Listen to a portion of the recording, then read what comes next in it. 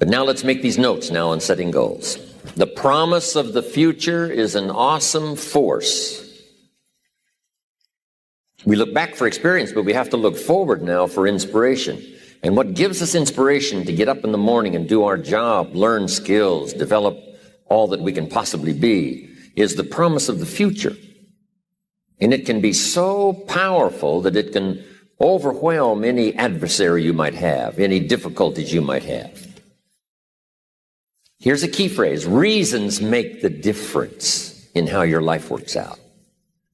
Reasons make the difference in your appetite and zest for taking on the challenge, doing the job, becoming successful. Mr. Shoaff said, if you have enough reasons, you can do the most incredible things. You can get through the most difficult day. You can overcome the most unbelievable challenges if you have enough reasons.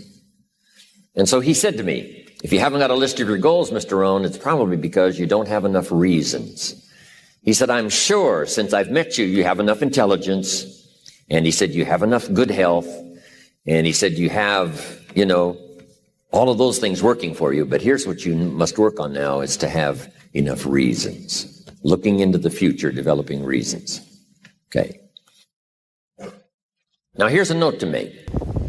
It's important to make sure that the greatest pull on your life is the pull of the future. Some people let the past pull them back. The past can be like gravity if you let it to pull you back. Some people live in the past. They live in the darkness of the past. They live in the mistakes of the past. They live in the discouragement of the past. They didn't make it, and that affects them for the rest of their life, living in the past. So we don't want the past to pull us back, to live in the past. So make this note. Dreams and goals can become magnets. Dreams and goals can become magnets. And the stronger the goal, the higher the purpose, the more powerful the objective, the stronger this magnet is that pulls you that direction. Now, not only does your goals and your objectives pull you that direction, here's what they also do. They pull you through. They pull you through all kinds of down days. They pull you through a difficult time. It'll pull you through some winter of your life. Some people get lost in the confusion of the day simply because their goal is not bright enough to pull them through. Next, it's goals that drive us to take advantage of the spring. Why would the farmer put the plow in the ground in the spring if he couldn't see the vision of the harvest when the summer is finished? Is it possible to see the finished harvest? And the answer is yes.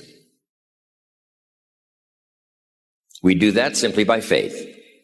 Key phrase, faith is the ability to see things that don't yet exist. So here's what we want to do in our goal-setting session, is to start looking into the future of what you would like to accomplish, where you would like to go, the person you would like to be, and see if you can't get a better picture of the finished objective. See yourself there. See yourself in possession of. There's nothing you can do about the past, but you can do a great deal about your future. You don't have to be the same person you were yesterday. You can make changes in your life, absolutely startling changes, in a fairly short period of time. You can make changes you can't even conceive of now. If you give yourself a chance, your abilities will grow.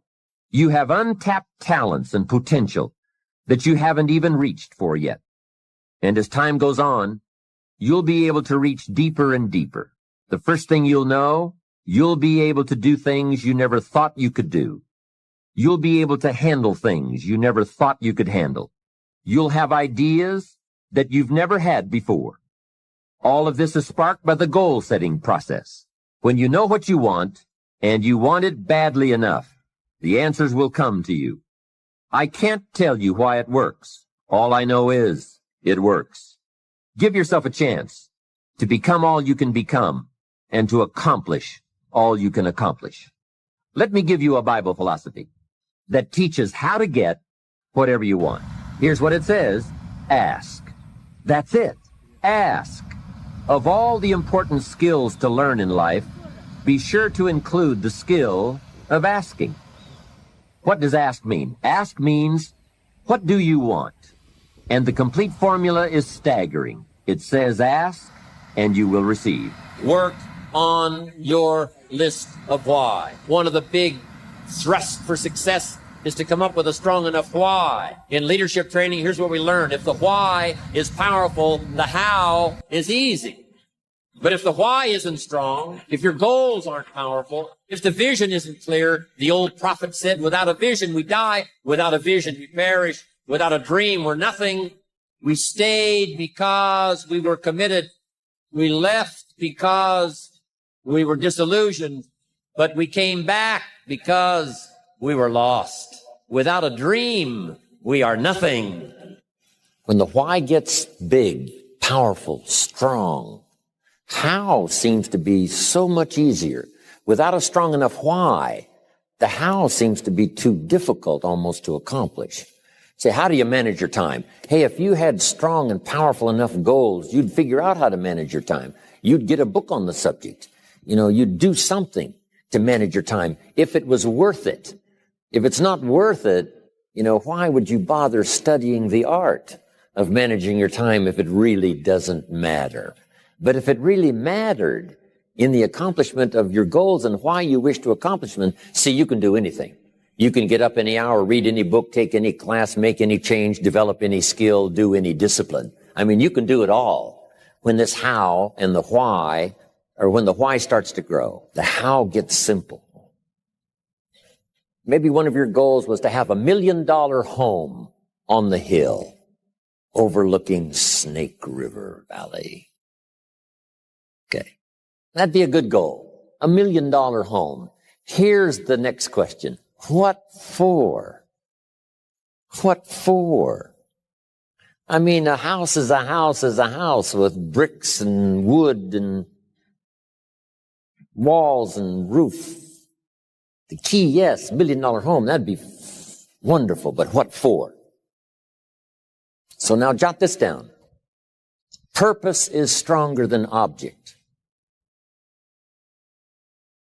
The object would be the house, and that'll pull.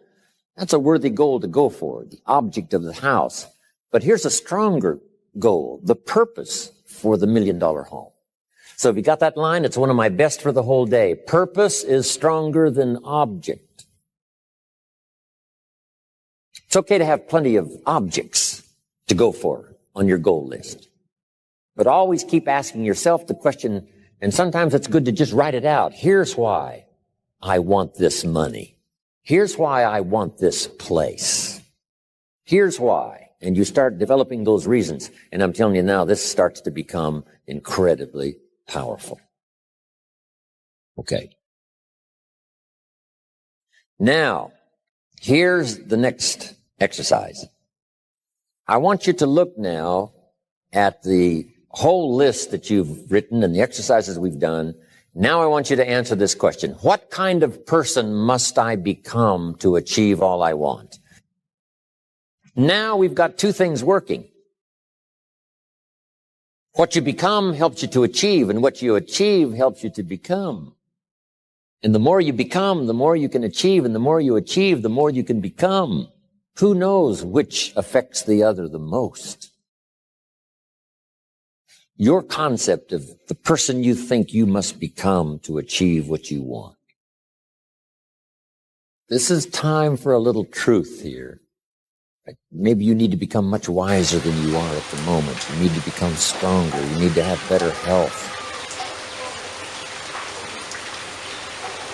Maybe you need a little coaching to really become the person I want to become. I'm going to have some coaching.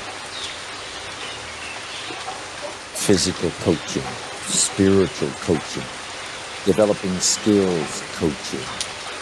To be the influence you want to be, you got to build an incredible reputation.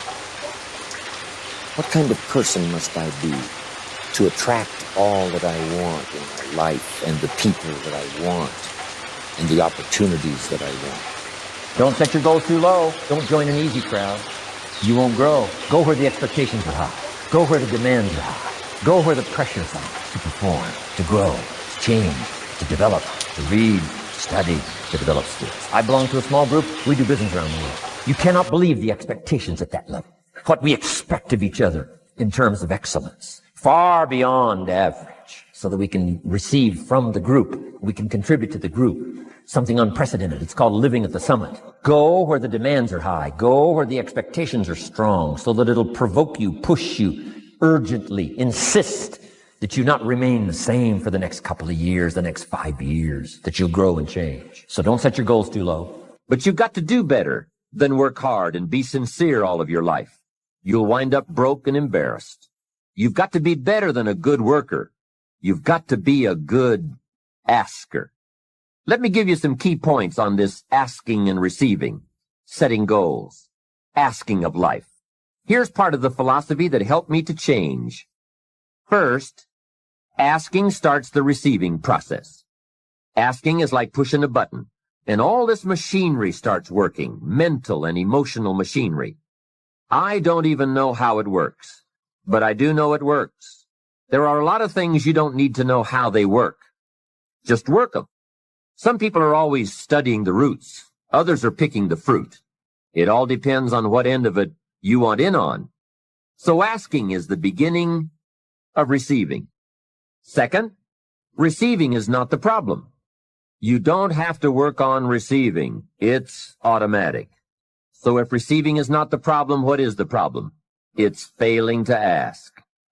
The man says, I see it now. I got up every day this year and hit it hard, but nowhere in my house is there a list of what I want from my life. Can you see? Good worker, poor asker. Third, receiving is like the ocean. There's plenty, especially in this country. It's like an ocean here. Here, success is not in short supply. It isn't rationed, so that when you step up to the window, it's all gone. No, no. Well, if that's true, what is the problem? Well, the problem is some people go to the ocean with a teaspoon. Have you got the picture? A teaspoon. What I suggest you do in view of the size of the ocean is trade your teaspoon for at least a bucket, and you will look better at the ocean with a bucket. Kids won't make fun of you. Now, here's something else to remember about asking. There are 2 ways to ask. One is ask with intelligence. It didn't say ask intelligently, but I'm sure it meant that. Don't mumble. You won't get anything by mumbling. Be clear, be specific. Intelligent asking means how high, how long, how much, when, what size, what model, what color. Describe what you want. Define it. Remember, well-defined goals are like magnets. The better you define them, the stronger they pull. And give your goals purpose. Answer both questions. What do I want? That's the object. And the second question, what for? That's purpose. Purpose is stronger than object. What you want is powerful and it will pull. But what you want it for is more powerful. Here's the second way to ask. Ask with faith. Faith is the childish part. It means believe you can get what you want like a child, not an adult. Many adults are too skeptical. They've lost that wonderful childlike faith and trust. Don't let that happen to you. Believe in, have faith in yourself and your goals. And get excited like a child. Childlike enthusiasm. Nothing can beat it. Kids think they can do anything. How exciting. They hate to go to bed at night and can't wait to get up in the morning. Develop that kind of enthusiasm toward your life and your goals. And be curious like a child. Kids can ask 1,000 questions. Just when you think they're finished, they come up with 1,000 more. They'll drive you to the brink. But it's really a virtue. Have plenty of curiosity. Ask questions. That's how you learn. Setting goals is a very important part of our life's process. Guess how many people have a constant plan for setting, rearranging, evaluating, and strengthening the purpose of their goals? The answer is very few. In fact, if you will do this, you will become among the few who do, that become the envy of all who watch. In the leadership seminar, we came up with a whole 10-year plan of goal setting, business goals and personal goals, family goals, economic goals, financial independence. It's a basic fundamental. In fact, if you will work hard on setting goals, put together a plan for setting goals, reevaluate them, rearrange them, constantly talk about them, go over them again and again, I tell you what this process will do in my personal opinion. It'll put you in what's known as the top 5%. And if you want to be successful, if you want your life to really change in major ways, this is one of the fundamentals. A constant plan for setting, rearranging, evaluating, and strengthening the purpose of your goals. We need to take a look into the future. We've got to have the future well designed. The future is called the promise. And here's what we teach in our leadership series. The promise of the future can be an awesome force for your own future. The promise of the future, designing the future. There's two ways to face the future. One is with apprehension, and the other is with anticipation. I promise you, in my travels around the world, most people face the future with apprehension. And here's why. They don't have it well designed. They've sort of left that up to someone else to fix. But here's the best way to face the future, with anticipation. And you can face the future with anticipation if the future is clear, if the future is well designed. In setting goals, it's very simple. Number one, decide what you want. You just take a little time. You sit down and say, what do I want? What kind of skills do I want? What kind of income do I want for the future? Where would I like to go? Places I'd like to visit. Habits I'd like to acquire. Skills I'd like to have. You just take a little time to think about what you want. Economics, friendships, people you'd like to meet, places you'd like to go. You just take some time. And then I suggest, when you've thought about what you want for the future, make a list. Just jot it all down. It's really a very simple process. Get together with your family, your wife, your husband, your children, your business colleagues, and make it one of the major fundamentals in your life. Constantly setting, rearranging, evaluating, and strengthening the purpose of your goals. That's number one, fundamental for success. Here's number two. A clear picture of what you intend to do with your present resources. That's a fundamental. Figuring out a plan of what to do and how to manage your present resources. Most everyone I talk to has already got something. The big question is, what are you doing with it? Most everyone has some time, they have some resources, they have some money, or they have a paycheck, or they have some kind of resources, or they have some kind of net worth. The big question is, what are you doing with it? Where are you investing? Where are you putting it? First of all, you've got to understand about society and about money. You've got to understand how to earn it, where to get it, where it comes from, and the importance of managing it. Kids ought to be taught from the time they're just small what to do with the dollar. If a child has $1 and goes and spends it, right away they've developed the wrong habits. And sure enough, if they continue those poor management habits over the first $1, you can imagine they're probably going to do the same poor things with those same dollars when they get older. The plans we learned when we're small, sure enough, are most often the plans we follow the rest of our lives. What to do with your money and where to put it. We teach in the care and feeding of the goose that lays the golden eggs. You've got to be a happy taxpayer. You've got to make sure some of your money goes into financial institutions so that successful people can borrow it and start other businesses that employ more people. You've got to make sure that you give some of your money for charity.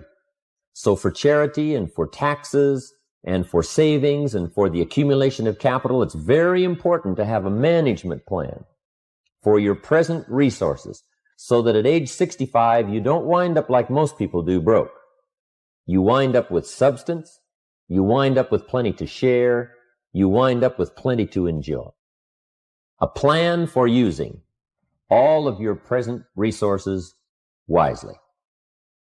What I'm saying is we all need a consistent plan for the gathering of knowledge, a consistent plan for going to the library, a consistent plan for attending the lectures, attending the seminars. Most people get ideas just spasmodically, or when someone happens to come by, or they just happen to hear someone, or they happen to read a book that might have some ideas that could help to benefit their life. When you listen to a sermon, make sure you've got your journal to take notes. Wherever you go, gather knowledge, but gather it on purpose. Do it constantly, do it daily, and do it consistently. We need a consistent plan for reading books. Most people just read books haphazardly, spasmodically, or most people just don't read at all. Or they don't have a good plan for reading the right books. Sure enough, the man reads the comics instead of the classics. And he misses all the things that could really benefit his life because he doesn't have a plan. Here's a good thought to consider. Rarely does a good idea interrupt you. Good ideas must be pursued. You must go where they are. You must seek them out. And there's an important Bible phrase that says, if you seek, if you search, you will find. Sure enough, a consistent plan for gathering knowledge, reading the books, attending the lectures, putting together ideas and having a place to capture them like a journal where you can repeat them and go over them. That's a fundamental that if you'll follow it, will put you in the top 5%. Guess how many people have a consistent plan for the gathering of knowledge? Answer, very few. And what you want to be is one of the very few. You need a plan, a detailed plan for the use of your work time. We call it a game plan. Most people try to design tomorrow and next week and next month in their head. They try to just decide what they're going to do. And most people don't even think that far ahead. They think, I have to get up in the morning and go to work, and that's about the extent of it. But a game plan for financial independence, a game plan for your work time, a game plan for your personal time. The family needs a game plan so that you won't miss some of the important things that are helpful to your life and to your success. The kids need a game plan. Mom needs a game plan. Dad needs a game plan. You need a business game plan. You need a game plan for your office. If you're in business, a game plan for your business. A detailed plan for the use of your work time. In the leadership seminar, we talk about how to put together this detailed plan for the day and for the week and for the month. How to stretch out a plan for 6 months and for a year. In doing business around the world, we found that you have to detail the plans in great detail. Otherwise, sure enough, you're going to miss something. And I can promise you that a detailed plan for the use of your work time will put you in the top 5% because most people don't have one. Mr. Shoaff shared with me when I first met him when I was 25 years old. He said, Jim, to do better, you've got to get around the right people. If you have a constant association of people who can better your life and better your lifestyle, you can't believe the progress that you can make. An association of people of common interest in progress, success, ideas, and philosophy. I have a good phrase for you. Never mistake the power of influence. The man says, well, I live here, but it doesn't really bother me. See, that's not true. He says, I'm around these people, but they really don't bother me. See, that's not true. Whoever you're around, whoever you're with, is exerting some kind of influence on your life. And what you must do, and this would be the good year to do it, the first year you've heard about it, is make plans to get around the right people. People who talk positive ideas. People who talk philosophy, the refinement of philosophy. See, just the latest joke won't help. You've got to get around people who read, people who are successful, and people who are growing and changing. Otherwise, your influence is going to be in the opposite direction. And I know most of us, wherever you work, you have to be around some negative influences. But what you must do is counterbalance that